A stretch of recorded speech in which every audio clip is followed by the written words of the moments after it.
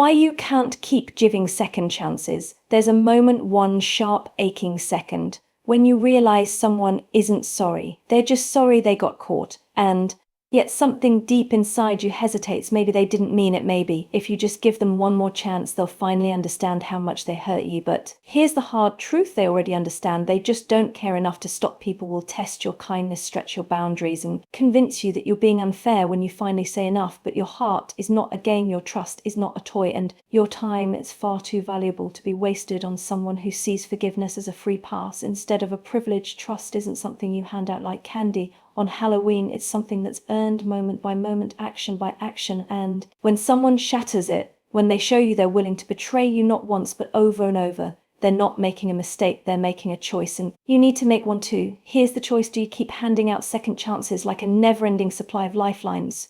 Or do you stand up? Say no more, because listen to me, your heart is not a dorm. We get stuck in these cycles, don't we, believing in the potential of people instead of the reality. We hope that maybe this time they'll finally see the damage they've done. But let's be honest, hope is a beautiful thing, but it's not a strategy. Someone who truly values you doesn't need 10 reminders to treat you right. And here's the most important thing: letting go isn't losing. It's not failure, it's freedom. It's standing up for yourself and saying, I am done explaining why I deserve to be treated with respect. You are not cold-hearted for protecting yourself. You are not cruel for choosing peace over constant disappointment. You are not unkind for refusing to let someone turn your kindness into weakness. So don't let them play you for a fool. Not one more time, not one more chance. Your trust is gold. Stop handing it out like pennies. Trust is one of the most valuable things you will ever give to someone. Yet it's also one of the easiest things for them to take for granted. It's delicate, built slowly over time, like a bridge, constructive brick by brick. The moment someone betrays you, that bridge isn't just cracked, it's shattered. His trust is earned, not assumed. Where most people get it wrong, they think trust is something you should automatically give, something that comes standard with love, friendship, or family. But the truth is, trust is not a birthright. It is not something people are entitled to just because they are close to you. Trust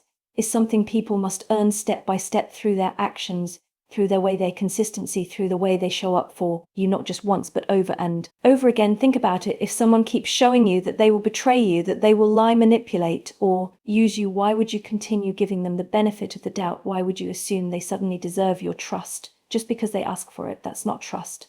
That's blind faith, and blind faith in the wrong hands will break you. People will try to convince you otherwise. They'll tell you that you're being unfair, that you're holding grudges, that you're not giving them a chance to prove themselves. But proving themselves isn't something that happens after trust is broken. It's something that should have happened long before. That the truth is, trust is not just about words, it's about patterns. Anyone can say, I'm sorry, anyone can promise they won't do it again, but what does their track record say? What do their actions show? Someone who values your trust doesn't just beg for another chance, they take accountability. They change their behavior. They don't just make excuses, they make an effort. If they don't, then they are not sorry, they are comfortable, knowing that no matter how many times they break your heart, you'll still be there waiting to hand them another chance. So here's the reality: trust, once broken, doesn't get restored by words alone. It's built back through proof, through work, through genuine change. And if someone isn't willing to do that work, then they are not worthy of your trust. Because at the end of the day, trust isn't something you assume, it's something people earn. And once someone proves they are careless with it, they don't deserve to hold it again. Let's talk about boundaries, not the flimsy kind, not the ones you apologize for, not the ones you bend every time someone guilt trips you into doing something you don't want to do. I'm talking about real, solid, unshakable boundaries, the kind that are built on self-respect. Boundaries are self-respect in action. Because here's the truth: that every time you set a boundary, you are making a statement about how you deserve to be treated. You are defining the limits of what you will and will not accept in your life. And the people who love and respect you, they will honor those boundaries. The people who have been benefiting from your lack of boundaries, they will test, challenge, even mock them. But that's not your problem, that's theirs. Some people will make you feel like setting boundaries is selfish, like you're being unfair or difficult. They'll say you've changed, as if that's a bad thing. Maybe you finally realized that your time, energy, and peace are not up for negotiation. Maybe you've decided that you're done letting people walk all over you just to keep the peace. Because here's what no one tells you: keeping the peace should not come at the cost of your own. Let's be honest, how many times have you ignored your gut feeling, said yes when you wanted to say no, let someone disrespect you just to avoid conflict? How many times have you sacrificed your own comfort just to make someone else feel better?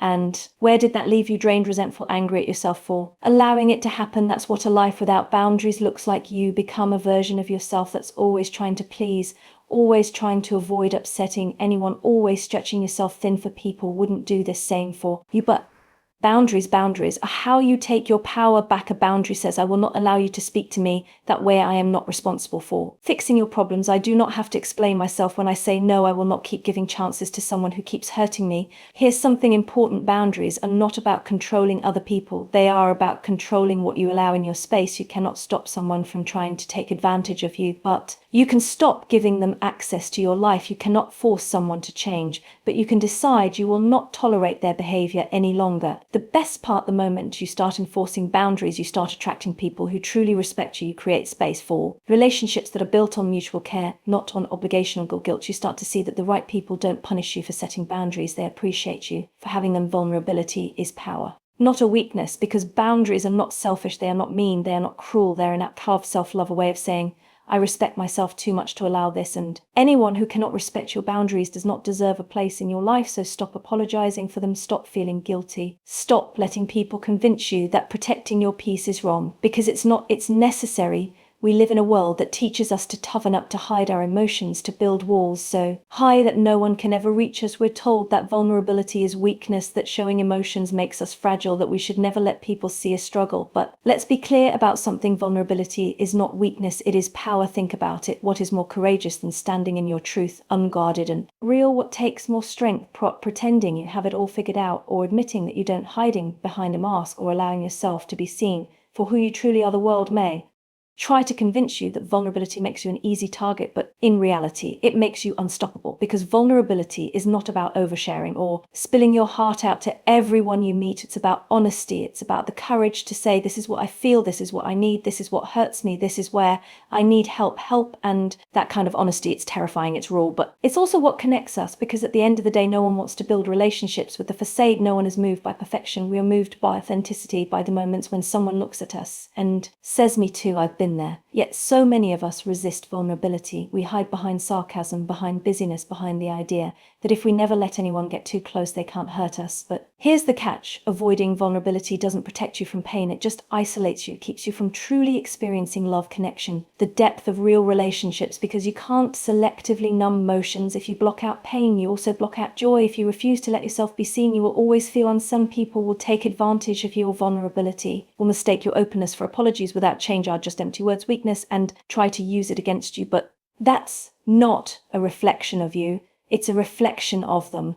The right people, the ones truly meant to be in your life, will honor your vulnerability, not exploit.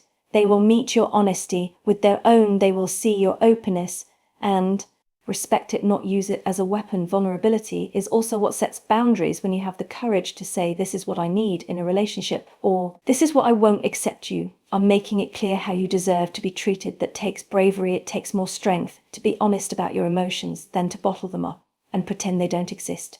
Let's talk about resilience, because people think being vulnerable means being fragile.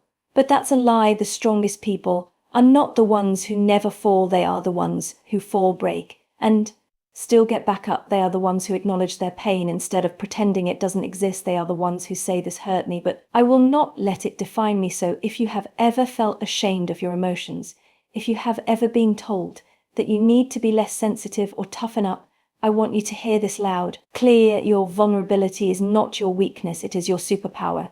It is what makes you human. It is what makes you courageous, because real strength isn't about hiding your feelings. It's about owning them. We've all heard the words before, I'm sorry, I didn't mean to hurt you, it won't happen again. And for a moment, those words feel like healing. They feel like a bridge being rebuilt, like a sign that things will finally be different. But then nothing changes. The same patterns repeat, the same hurt reserve. This is the same person who swore they were sorry, proves once again that their apology was nothing more than words strung together to keep you from walking away. Here's the truth. Apology without action is manipulation. Anyone can say sorry. It takes almost no effort at all. But a real apology doesn't live in words. It lives in behavior. It lives in accountability. It lives in the willingness to do the hard work of changing, of making sure that whatever hurt was caused doesn't happen again.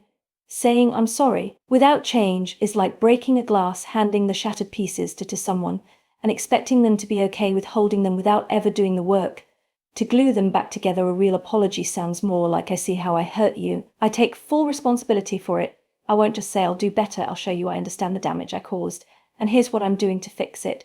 But if someone keeps apologizing, nothing ever changes. What they're really saying is, I want to be forgiven, but I don't want to do the work to deserve it. Let's be clear, mistakes happen. People are human, we all slip up, but when don't trade self-worth for approval, someone truly values you, they don't just apologize, they self-reflect. They listen, they ask what they can do to make things right. Then they actually do it. You should never have to beg for respect. You should never have to remind someone over and over and over their words mean nothing if their actions don't align. And yet so many people fall into this trap, accepting apology after apology, hoping that this time will be different, giving second, third, fourth chances to someone who has already shown they're not willing to change. But here's the painful truth. If they were truly sorry, they wouldn't keep doing it. This is where self-respect comes in. You do not have to keep forgiving someone who refuses to change. You do not have to keep putting yourself in the position to be hurt. Just because someone knows exactly what to say to keep you from walking away, words can be beautiful, but they can also be weapons. A fake apology is nothing more than a tool of manipulation, used to keep you in a cycle of pain while the person causing it faces no consequences. So the next time someone says, I'm sorry, listen closely, not to the words, but to the actions that follow. Do they actually do the work to make things right? Do they hold themselves accountable? Do they stop making excuses and start making changes? Or are they just filling the silence with words they don't mean, hoping you'll accept them and stay exactly where they want you? Because an apology without change is not an apology, it's a lie. You deserve better than lies. How many times have you bitten your tongue to keep the peace? How many times have you said yes when every part of you wanted to say no? How often have you shrunk yourself, softened your voice, or changed who you were just to be accepted, just to be just to feel like you were enough? We've all done it.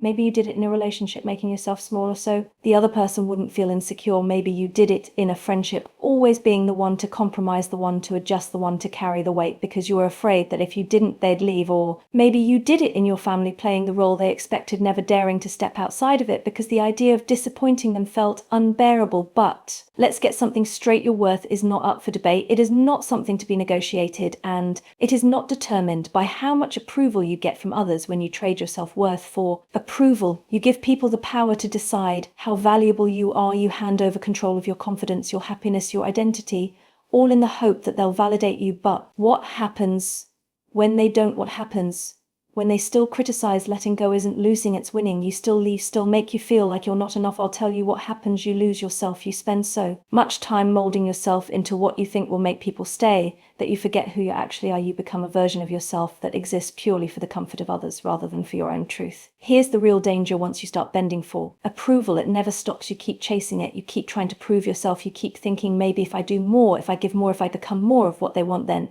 they'll finally see my worth. But let me ask you this, if someone only values you when you're bending over backward for them, do they really value you at all? Real love, real friendship, real belonging does not require you to trade your self-respect for someone else's validation. The right people will never make you feel like you have to prove your worth. They will never make you feel like love is something you have to earn, like you are only valuable if you fit into their expectations. So stop waiting for other people to tell you that you're good enough. Stop measuring your worth by how many people approve of you, by how much you can give, by how easy you are to tolerate, because true confidence, true power, true peace comes the moment you realize that you do not need their approval to be worthy. You are worthy. The moment you took your first breath, you were worthy. Before you learned how to please people, you were worthy. Before you convinced yourself that love had to be earned through self-sacrifice. And if someone cannot see your worth as you are, as your full, unfiltered, unapologetic self, then they are the ones who don't belong in your life, not the other way around. So don't shrink, don't mold yourself into something smaller, quieter, easier to digest. Stand in your worth, speak your truth, walk away from anyone who makes you feel like you have to trade your authenticity for their approval, because the right people, the people who truly deserve to be in your life, will never ask you